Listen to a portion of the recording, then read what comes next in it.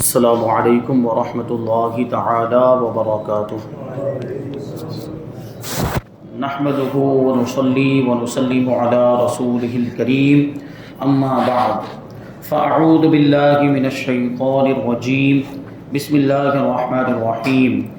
ان اللہ وملائکتہ یصلون علی النبی یا ایھا الذین آمنوا صلوا علیہ وسلموا تسلیما۔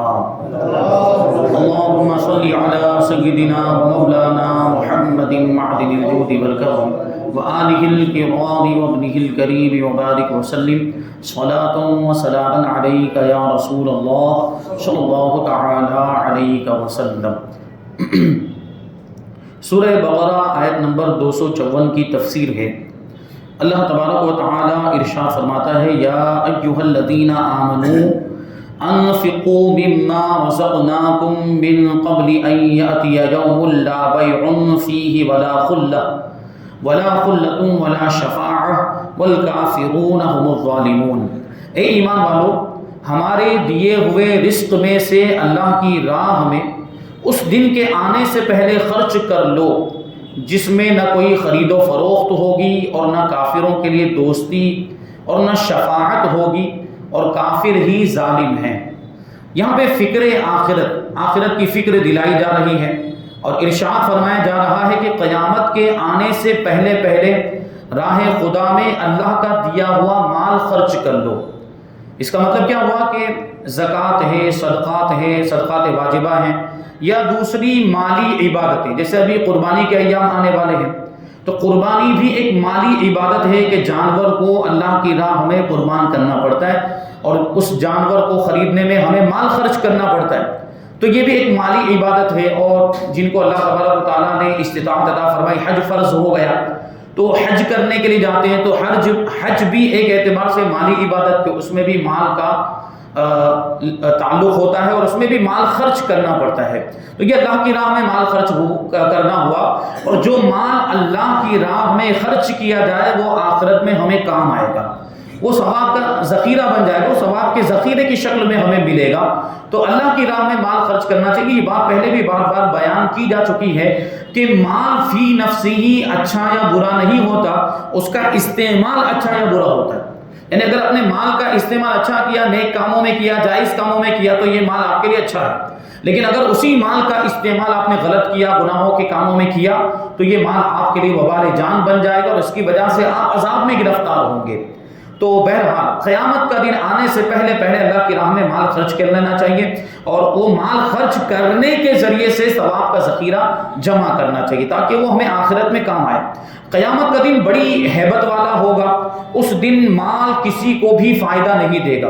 یعنی ابھی ہم دنیا میں مال خرچ کریں تو یہ فائدہ دے گا، اور دنیا میں بھی کہا اللہ کی راہ میں نیک کاموں میں خرچ کریں تو یہ فائدہ دے گا۔ لیکن قیامت کے دن اگر ہم سوچیں خدا نہ خواستہ ہم سزا کے مستحق ہو گئے، عذاب کے مستحق ہو گئے، تو اب ہم وہاں پر سوچیں کہ اب ہم مال دے کر اپنے آپ کو چھڑا لیں، اب ہم کچھ مال یا کچھ دولت دے کر ہم اپنے آپ کو عذاب سے بچا لیں، وہاں پر یہ نہیں ہو پائے گا۔ ہاں، دنیا میں اگر مال خرچ کیا ہوگا اللہ کی راہ میں نیک کاموں میں، تو ممکن ہے کہ یہ مال جو اللہ کی راہ میں خرچ کیا ہے یہ ہمارے لیے آخرت میں عذاب سے بچنے کا ذریعہ بن جائے، نجات کا ذریعہ بن جائے، یہ تو ہو سکتا ہے۔ لیکن آخرت میں آپ سوچیں، قیامت کے دن آپ سوچیں، تو وہاں پر خرید و فروخت نہیں ہوگی، یعنی آپ مال خرچ کر کے اپنے آپ کو بچا نہیں پائیں گے، وہاں کسی کو بھی مال فائدہ نہیں دے گا، اور دنیاوی دوستیاں بھی بیکار ہوگی۔ جو دنیا میں جگری دوست اور یار ہوتے تھے وہ بھی وہاں پہ کام نہیں آئیں گے، سب کو اپنی پڑی ہوگی، سب اپنے ہی معاملے میں پریشان ہوں گے، کیونکہ سب کا حساب و کتاب ہوگا، سخت حساب و کتاب ہو رہا ہوگا، تو کسی کو کسی دوسرے کی پڑی نہیں ہوگی، وہ اپنے ہی معاملے میں۔ بلکہ یہاں تک فرمایا کہ یوم یفر المرء من اخیہ و امہ و ابیہ و صاحبتہ و بنیہ، وہ دن تو ایسا ہے کہ انسان اپنی بیوی سے بھاگے گا، اپنی اولاد سے بھاگے گا، اپنے ماں باپ سے بھاگے گا، اور یوم یفر المرء، اپنے بھائی سے بھی بھاگے گا، یعنی کوئی بھی رشتہ دار کسی رشتہ دار کے کام نہیں آئے گا۔ تو یہ تو قریبی رشتہ داروں کی بات چلے، بھائی، بیوی، ماں باپ اور اولاد، یہ تو سب سے زیادہ قریبی رشتہ دار ہوتے ہیں۔ جب یہ ایک دوسرے کے کام نہیں آئیں گے تو جو دوست تھے وہ کہاں سے کام آئیں گے؟ دوستوں کے ساتھ عام طور پر ویسا خون کا رشتہ نہیں ہوتا، تو یہ خون کے رشتہ دار جب کام نہیں آئیں گے تو جن کے ساتھ خون کا رشتہ نہیں، دوستی یاری والے معاملات، وہ بھی ہرگز کام نہیں آئیں گے۔ تو آج دنیا کے اندر دوستی کو بہت اہمیت دی جا رہی ہے، اور دوستی کے اتنے معاملات، فرینڈشپ یہ وغیرہ، اور یہ دوستی کو اتنی اہمیت دے دی گئی ہے ابھی اس زمانے کے اندر کہ ماں باپ کا اتنا کہاں نہیں مانا جاتا ہے جتنا دوستوں کا کہاں مانا جاتا ہے۔ تو ہمیں دیکھنا چاہیے کہ ہم کس کو دوست بنا رہے ہیں۔ دوست بنانا یہ کوئی غلط نہیں ہے، دوست بنانے چاہیے، لیکن اچھے دوست بنانے چاہیے جن کی صحبت میں رہ کر ہم اچھے کام کریں، اچھے کام سیکھیں۔ ایسے دوست بنائیں جو ہمیں سیدھے راستے پر لے کر جائے، جو ہم سے نیکیوں والے کام کروائے۔ اگر ہم نمازی نہیں تو ہمیں نمازی بنائے، اگر ہم گنہگار ہیں تو ہم سے گناہ چھڑوا دے اور نیک کام کروائے۔ ایسا دوست بنانا چاہیے، یہ دوست جو ہوگا وہ ہمیں کام آئے گا۔ یہ دوستی مفید دوستی، یہ فائدہ مند دوستی۔ جبکہ آج کے زمانے میں تو کیا ہوتا ہے کہ دوست یار ایک دوسرے کو گناہوں کے کاموں پر ابھارتے ہیں، اور دوستی یاری کا مطلب ہی یہ ہو گیا ہے کہ مل جل کر جتنا ہو سکے بے حیائی کے کام کیے جائیں اور بے غیرتی کے کام کیے جائیں، گناہوں کے کام کیے جائیں، سب مل جل کر جاتے ہیں۔ آپ دیکھیں گے، اور اگر کوئی دوست نہیں بھی آنا چاہتا، گناہ کے کام میں شامل نہیں بھی ہونا چاہتا ہے، تو اس کو شرم دلائی جاتی ہے اور اس کو کہا جاتا ہے کہ تو ہمارے ساتھ شامل نہیں ہوتا اور تو ہماری دوستی کے لائق نہیں ہے۔ ہم فلم دیکھنے کے لیے جاتے تو نہیں آتا، ہم فلاں کام کرنے کے لیے جاتے، ہم سگریٹ پینے کے لیے جاتے، ہم گٹکا کھاتے تو نہیں کھاتا ہے، تو ہمارے ساتھ رہنے کے لائق نہیں، تیری عادتیں الگ ہیں۔ جبکہ یہ تو اچھا ہوا، اس کی عادتیں تو اچھی ہیں، یہ گناہوں کے کام میں شامل نہیں ہو رہا ہے، تو یہ تو نیک ہے، یہ تو اچھا اللہ کا محبوب بندہ ہے جو نمازی ہے اور گناہوں سے بچنے والا ہے۔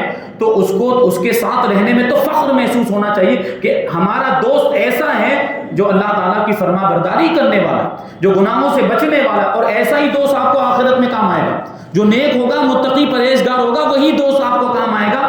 یہ دنیا دار دوست جو آپ کو دنیا میں گناہوں پر ابھارتے تھے، جو آپ سے گناہوں کے کام کرواتے تھے، یہ دوست کام نہیں آئیں گے۔ یہ خود اپنے معاملے میں پریشان ہوں گے، وہ خود حساب و کتاب کے اندر الجھے ہوئے ہوں گے، وہ آپ کو کیا بچائیں گے؟ تو یہ دنیا کی دوستیاں بھی بیکار ہو جائیں گی، بلکہ باپ بیٹے بھی ایک دوسرے سے جان چھڑا رہے ہوں گے، اور کافروں کو کسی کی سفارش کام نہ دے گی۔ یہاں پر دیکھیں کافروں کی بات کی گئی ہے، کیونکہ کافر کے حق میں کسی کی بھی شفاعت قبول نہیں کی جائے گی، اور شفاعت قبول نہ کی جائے گی کہ کیا مطلب ہوا؟ یعنی ان کے لیے کوئی شفاعت کرے گا ہی نہیں۔ کافروں کے لیے کوئی شفاعت اور کوئی سفارش نہیں ہوگی۔ ہاں، ایمان والوں کے لیے سفارش ہوگی۔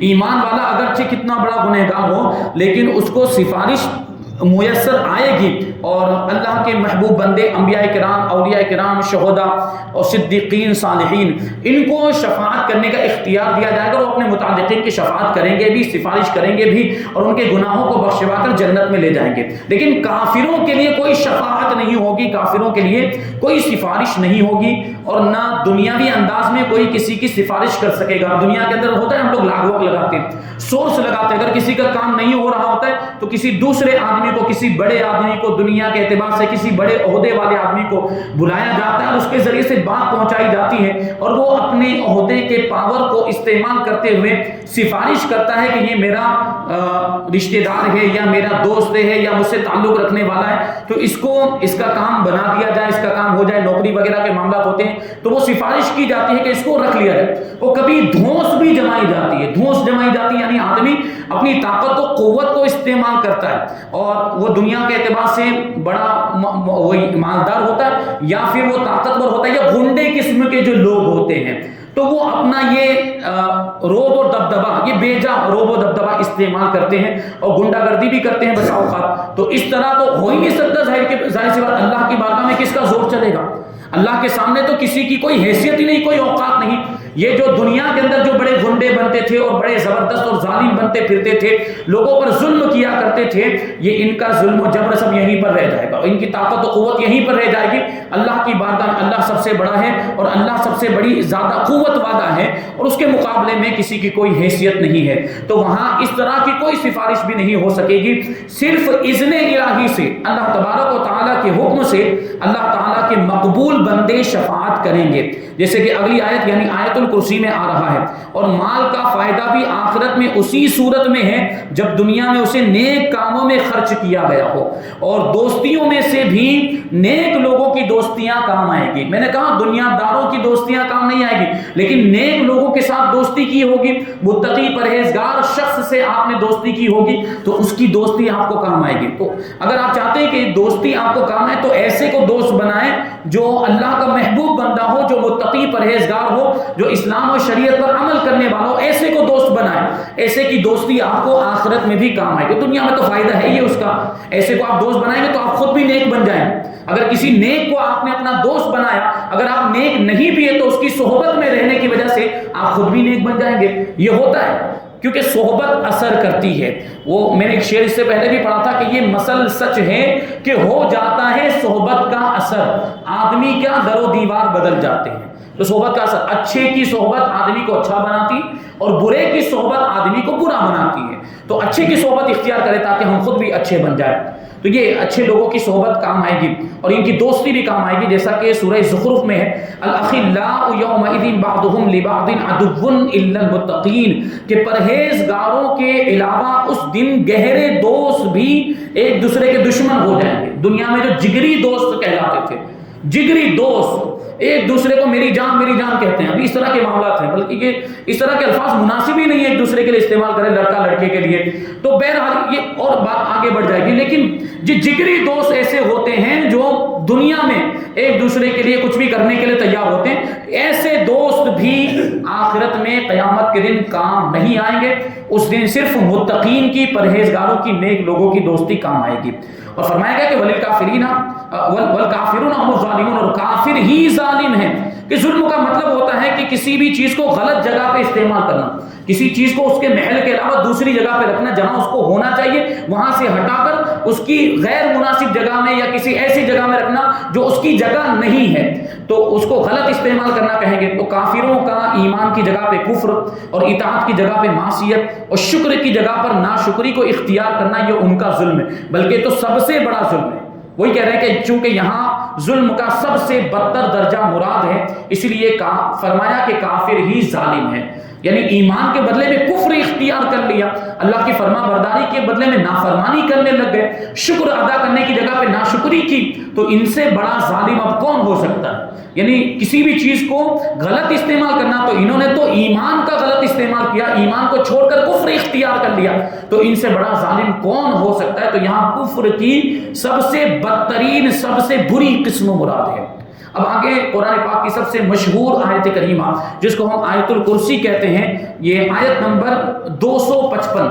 اللہ تبارک و تعالیٰ ارشاد فرماتا ہے اللہ لا الہ الا هو الحی القیوم لا تأخذه سنة ولا نوم له ما في السماوات وما في الارض من ذا الذي يشفع عنده الا بإذنه يعلم ما بين أيديهم وما خلفهم ولا يحيطون بشيء من علمه إلا بما شاء وسع كرسيه السماوات والأرض ولا يؤوده حفظهما وهو العلي العظيم.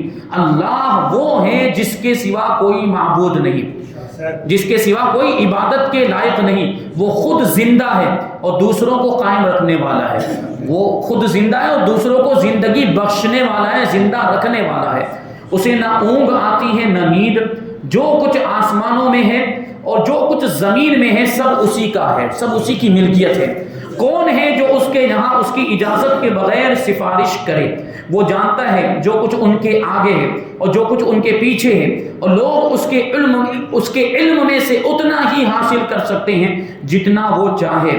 اس کی کرسی آسمان اور زمین کو اپنی وسعت میں لیے ہوئے ہے. اللہ تبارک و تعالیٰ کی کرسی آسمانوں اور زمینوں کو گھیرے ہوئے ہے اور ان کی حفاظت اسے تھکا نہیں سکتی. یعنی آسمان و زمین کی حفاظت اللہ تبارک و تعالیٰ کو تھکا نہیں سکتی. اگر ہم اپنی عقل کے اعتبار سے سوچیں کہ آسمان تو کتنا بڑا ہے، زمین کتنی بڑی، ساتوں آسمان اور پھر کتنی مخلوقات، کتنے جہان، یہ ساری چیزیں اللہ تبارک و تعالیٰ ان چیزوں کی حفاظت کیسے کرتا ہوگا؟ تو وہ پروردگار جب ان کو بنا سکتا ہے تو ان کی حفاظت کیوں نہیں کر سکتا؟ یہ ساری کائنات اسی نے بنائی ہے اور اللہ تبارک و تعالیٰ ان کی حفاظت سے تھکتا نہیں ہے. تو کیونکہ تھکنا تو یہ مخلوق کی مخلوق کے لیے لازم ہوتا ہے، یہ مخلوق کی صفت ہوتی ہے۔ پروردگار جو خدا ہوتا ہے وہ کبھی تھکتا نہیں، وہ کبھی عاجز نہیں ہوتا، اس کی طاقت و قوت کی کوئی انتہا نہیں ہوتی۔ پروردگار ان چیزوں کی حفاظت سے تھکتا نہیں ہے، اور وہی بلند شان والا اور عظمت والا ہے۔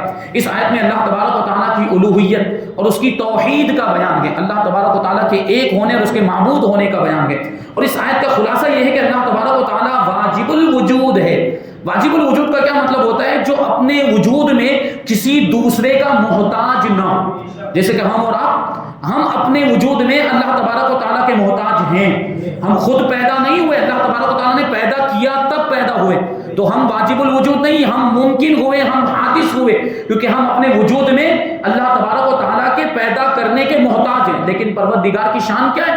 وہ واجب الوجود ہے، وہ اپنے وجود میں کسی کا محتاج نہیں، اس کو کسی نے پیدا نہیں کیا ہے، اس نے ساری کائنات کو پیدا کیا ہے، وہ کسی کا محتاج نہیں ہے، وہ واجب الوجود ہے، اور عالم کو ایجاد کرنے والا ہے، عالم کو، پوری دنیا کو وجود بخشنے والا ہے، اور تدبیر فرمانے والا ہے۔ تدبیر مطلب یہ ساری دنیا کے جو کام کاج چل رہے ہیں، یہ ساری دنیا جو چل رہی ہے، رات آ رہی ہے دن آ رہا ہے، یہ رات جا رہی ہے تو دن آتا ہے، یہ جو ساری چیزیں ہم دیکھ رہے ہیں، وقت زمانہ بدلتا رہتا ہے، لوگ آتے جاتے رہتے ہیں، مرتے ہیں، زندہ ہوتے، پیدا ہوتے ہیں، اور پھر یہ دنیا کے سارے معاملات جو بھی ہو رہے ہیں یہ پروردگار کی تدبیر ہے، یہ تدبیر فرمانے والا ہے ہمارا پروردگار، اور اسے نہ نیند آتی ہے نہ اونگ آتی ہے، کیونکہ یہ ساری چیزیں عیب ہیں، اور اللہ تبارک و تعالیٰ سارے عیبوں سے، ساری برائیوں سے اور ساری کمیوں سے پاک ہے۔ آسمان اور زمین میں موجود ہر چیز کا وہی مالک ہے، اور ساری کائنات میں اسی کا حکم چلتا ہے، تو جب سارا جہان اس کی ملک ہے تو کون اس کا شریک ہو سکتا ہے؟ مشرکین یا تو ستاروں اور سورج کو پوجتے ہیں جو آسمانوں میں ہیں، یا دریاؤں، پہاڑوں، پتھروں، درختوں، جانوروں، آگ وغیرہ کی پوجا کرتے ہیں جو زمین میں ہیں۔ تو جب آسمان و زمین کی ہر چیز اللہ تبارک و تعالیٰ کی ملک ہے تو یہ چیزیں کیسے پوجنے کے قابل ہو سکتی؟ یہ تو مملوک ہو گئی، اللہ تبارک و تعالیٰ ان کا مالک، پوری کائنات کا مالک ہے، تو یہ چیزیں جب دوسرے کی ملکیت میں آ گئی تو یہ دوسرے کی محتاج ہو گئی۔ یہ پروردگار کی ملکیت ہے تو یہ اپنے وجود میں پروردگار کی محتاج ہوئی، یہ پروردگار کی تو عقل تو یہ کہتی ہے کہ ان کی پوجا نہ ہو بلکہ ان کے مالک کی پوجا ہونی چاہیے جس نے ساری کائنات کو پیدا کیا ہے۔ اور مشرکین جو یہ گمان کرتے ہیں کہ بت شفاعت کریں گے، یہ بت، یہ مورتیاں، یہ قیامت کے دن کو بچائیں گے، شفاعت کریں گے، تو وہ جان لے کہ کفار کے لیے کوئی شفاعت ہوگی ہی نہیں۔ اللہ تبارک و تعالیٰ کے حضور اجازت یافتگان حضرات کے سوا، یعنی جن کو شفاعت کی اجازت ملے گی ان کے علاوہ کوئی اور شفاعت نہیں کر سکے گا۔ اور اجازت کن کو ملے گی شفاعت کرنے کی؟ وہ حضرات انبیاء کرام علیہ السلام ہیں، فرشتے ہیں، اولیاء کرام ہیں، اور مومنین ہیں، اللہ کے نیک بندے ہیں، ان کو شفاعت کا اختیار ملے گا۔ اللہ تبارک و تعالی ہر چیز کا علم رکھتا ہے، خواہ اس کا تعلق لوگوں سے ما قبل کا ہو یا ما بعد کا، یعنی یہ کائنات بنی اس سے پہلے کے معاملات ہو، یا کائنات کی دنیا بننے کی بات ہو، یا دنیا کے فنا ہو جانے کے بعد کے معاملات، اللہ تبارک و تعالی ہر چیز کو جانتا ہے، اس کے علم سے کوئی چیز باہر نہیں، اور وہ چیز دنیا سے تعلق رکھتی ہو یا آخرت سے تعلق رکھتی ہو، ہر چیز کو جانتا ہے۔ اللہ تبارک و تعالیٰ کے علم سے کسی کو کچھ نہیں مل سکتا جب تک کہ وہ نہ چاہے، وہ عطا فرمانا چاہے تو ہی مل سکتا ہے، اس کی عطا کے بغیر کسی کو کچھ نہیں مل سکتا۔ تو وہی کہہ رہے ہیں کہ جب تک وہ نہ چاہے اور وہ عطا نہ فرمائے وہاں تک کسی کو کچھ بھی علم نہیں مل سکتا۔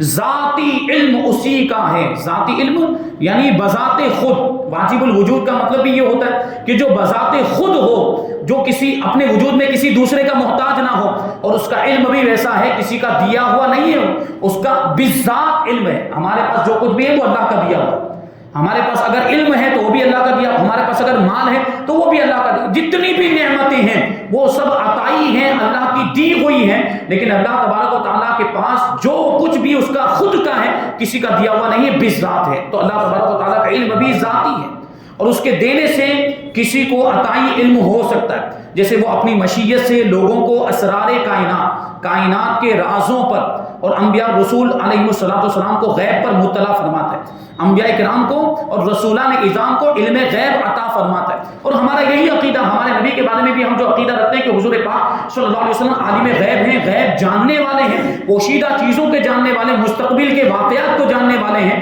تو اس میں ہمارا عقیدہ یہی ہے کہ وہ علم آپ کو اللہ نے عطا فرمایا، اللہ تبارک و تعالیٰ کا علم ذاتی ہے، اور ہمارے نبی پاک صلی اللہ علیہ وسلم کا علم کیا ہے؟ عطائی ہے، اللہ کا دیا ہوا۔ جب اللہ نے اپنے محبوب کو یہ علم عطا فرمایا تو یہ وہابی دیوبندیوں کے پیٹ میں درد کیوں ہوتا ہے؟ اور یہ تو ثابت ہے، حدیثوں سے ثابت ہے کہ حضور پاک صلی اللہ علیہ وسلم نے غیب کی خبریں دی۔ وہ معجزات کے بیان میں آپ نے سیرت کے درس میں سماعت کیا کہ حضور پاک صلی اللہ علیہ وسلم نے مستقبل کے واقعات کی خبریں دی، جو واقعات آنے والے زمانے میں ہونے والے تھے حضور نے اپنے ظاہری دور اقدس میں ہی اس کی خبریں دے دی تھی۔ تو یہ علم غیب حضور پاک صلی اللہ علیہ وسلم کا، یہ اللہ تبارک و تعالیٰ نے آپ کو عطا فرمایا۔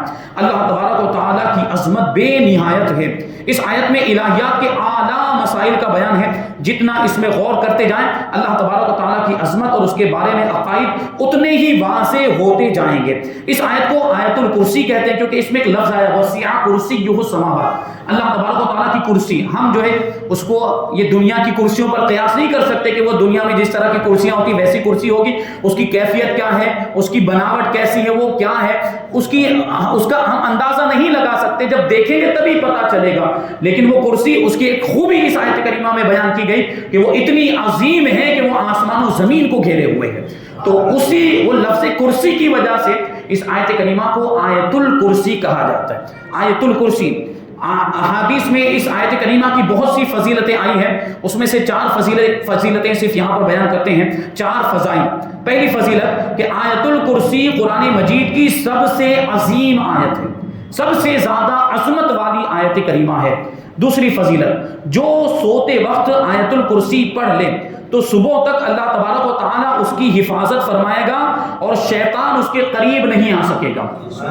سونے کے وقت اب آپ خود ہی سوچ لیں کہ ہمیں پڑھنی چاہیے کہ نہیں پڑھنی چاہیے۔ شیطان سے تو ہر کوئی بچنا چاہتا ہے اور اللہ کی حفاظت میں ہر کوئی رہنا چاہتا ہے، تو سوتے وقت آیت الکرسی کو پڑھ لینا چاہیے۔ اور بہتر یہ ہے کہ ہر فرض نماز کے بعد آپ آیت الکرسی پڑھتے رہیں۔ یہ وسوسوں کی جو شکایت ہوتی ہے، اکثر لوگ آ کر کہتے رہتے ہیں کہ ہمیں طرح طرح کے برے وسوسے آتے ہیں اور برے خیالات آتے ہیں، نماز کے دوران بھی یہ چیز ہوتی ہے، نماز کے اندر بھی برے خیالات آتے ہیں، یہ شیطان کی طرف سے ہوتا ہے۔ تو آیت الکرسی اگر آپ پڑھتے رہیں اور آیت الکرسی پڑھنے کا معمول بنا لیں، عادت بنا لیں، تو یہ سارے وسوسے ختم ہو جائیں۔ تو ہر فرض نماز کے بعد کم سے کم ایک مرتبہ آپ آیت الکرسی پڑھ لیں تو انشاءاللہ تبارک و تعالیٰ یہ اس کی فضیلت اور اس کے فائدے آپ کو دیکھنے کو ملیں گے اور یہ وسوسے وغیرہ آپ کے ختم ہو جائیں گے، شیطان آپ سے دور بھاگے گا۔ تیسری اور چوتھی فضیلت، نمازوں کے بعد آیت الکرسی پڑھنے سے جنت کی بشارت ہے۔ آیت الکرسی آپ نماز کے بعد پڑھنے کی عادت بنا لیں تو جنت کی بشارت ہے، اور رات کو سوتے وقت پڑھنے پر اپنے اور پڑوسیوں کے گھروں کی حفاظت کی بشارت ہے۔ ابھی سوچنے جیسی بات ہے کہ آپ آیت الکرسی پڑھیں تو اس کی برکت صرف آپ کے گھر تک محدود نہیں رہتی، آپ اپنے گھر میں آیت الکرسی پڑھ رہے ہیں رات کے وقت تو آیت کریمہ، یہ آیت الکرسی کیسی عظمت والی آیت کریمہ ہے کہ اس کا فائدہ پڑوسیوں کو بھی ملتا ہے، یعنی آپ کے گھر کی تو حفاظت ہوتی ہے، ساتھ ہی ساتھ پڑوسیوں کے گھر کی بھی حفاظت ہو جاتی ہے۔ تو کتنی پیاری یہ آیت کریمہ ہے، اس کو یاد کر لینا چاہیے۔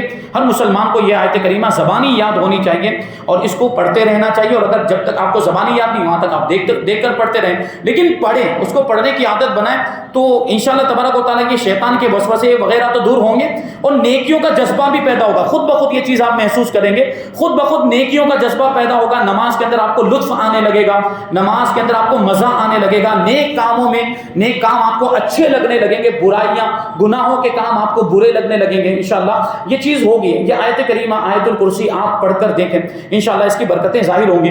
اللہ تبارک و تعالیٰ کی بارگاہ میں دعا ہے کہ جو کچھ بھی بیان ہوا اس پر ہم سب کو عمل کرنے کی توفیق عطا فرمائے اور نور قرآن سے ہم سب کے دلوں کو روشن اور منور فرمائے۔ وما علینا الا البلاغ۔ الفاتحہ۔